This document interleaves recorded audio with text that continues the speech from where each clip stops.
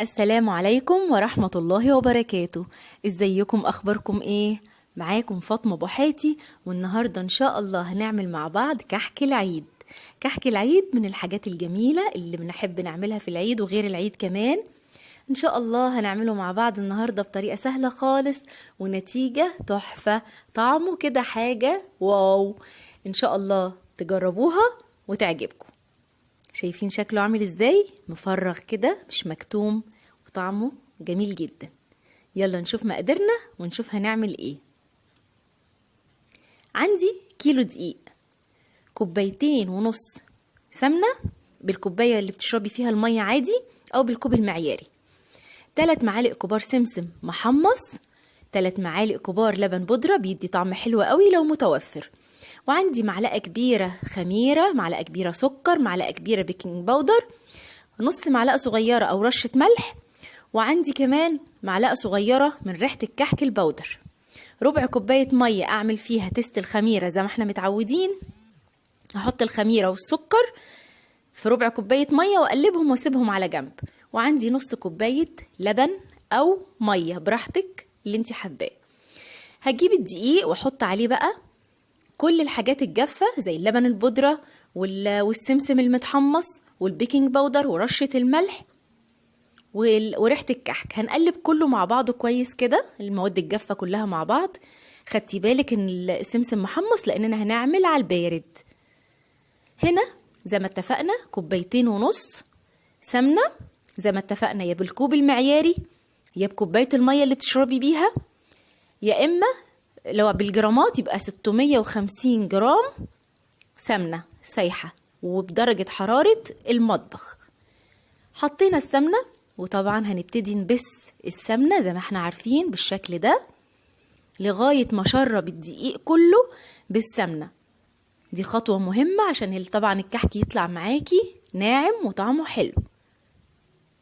من أسباب نجاح الكحك وانه يطلع ريحة وطعم حلو انك تستخدمي سمنة نوعية كويسة، طبعا والافضل تكون سمنة بلدي. شفتوا الخميرة فارت ازاي؟ كانت حبة صغيرين خالص في الكوباية فارت خالص، ده دليل على ان الخميرة نوعيتها كويسة. هضيفها للعجين واعجن بالشكل ده، وهجيب نص كوباية لبن او مية وهضيفها والم العجينة.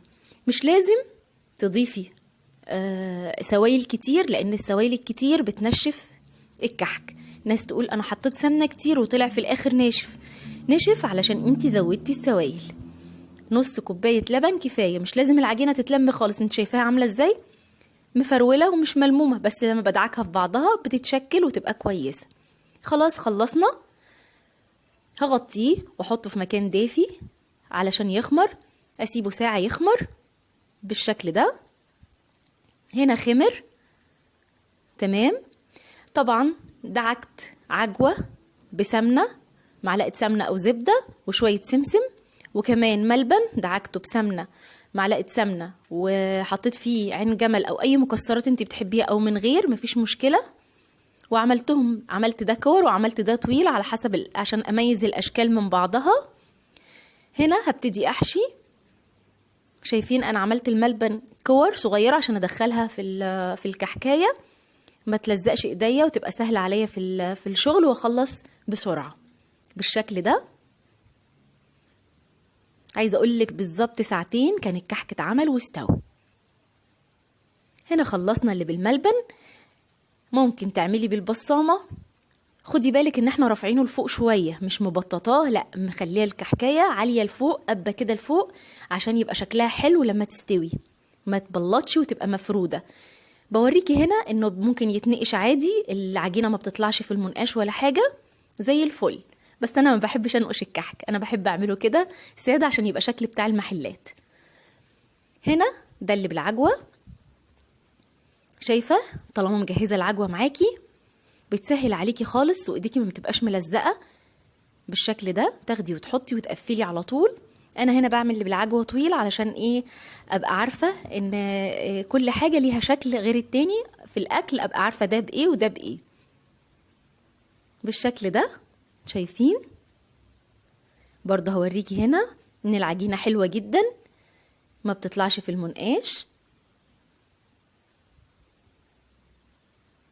خدتي بالك؟ جميل خالص. تمام، اللي بيحب ينقش ينقش، مفيش مشكلة. تمام، خلصنا كله، فاضل بقى شوية هنعمل سادة. خدي بالك الكحكاية خليها قبة لفوق، لانها لما بتستوي بتنزل شوية فتبقى ايه عالية كده وحلوة، ما تبقاش مبلطة ورقيقة بالشكل ده. خلصنا. شوفي ده كيلو دقيق عمل معانا الكمية دي، ما شاء الله كمية حلوة جدا. خلصت بقولك مسافة ساعتين بالخبيز بكله.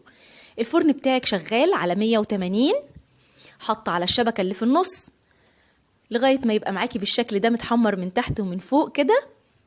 تحفة. بياخد في الفرن حوالي من ربع ساعة لتلت ساعة، وبقى معاكي كحك زي الفل، ريحته قلب البيت كلها. شايفة من جوه في منتهى الجمال، مش مكتوم، ناعم ومش مكتوم وزي الفل. شايفة؟ تحفة.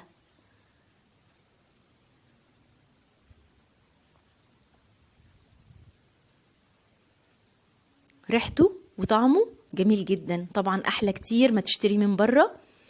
رشينا السكر بقى وقدمناه في منتهى الجمال. يلا جربيه وقولي لي رأيك ايه، وان شاء الله الوصفة تعجبك. ولو عجبتك لايك وشير وسبسكرايب لقناتنا على اليوتيوب عشان توصلك كل الفيديوهات بكل سهولة. والسلام عليكم ورحمة الله وبركاته.